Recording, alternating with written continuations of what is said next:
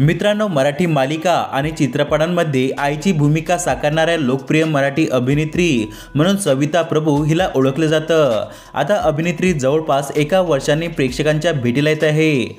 स्वाभिमान या मालिकेनंतर आता स्टार प्रवाहावरील घरोघरी मातीच्या चुली या मालिकेत झळकणार आहे। या मालिकेत त्या प्रेमळ सासूच्या भूमिकेत दिसणार आहे।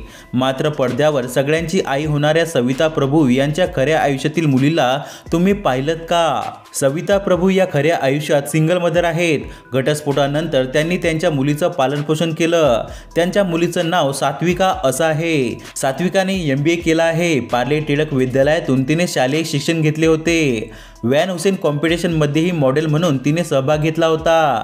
तिने अभिनयात न येता वेगळा मार्ग निवडला आहे। तिचं लग्न झालं असून ती सध्या सुखी संसारात रमली आहे। तर मित्रांनो, तुम्हाला सविता प्रभू ही अभिनेत्री आवडते का? आम्हाला कमेंट करून नक्की सांगा।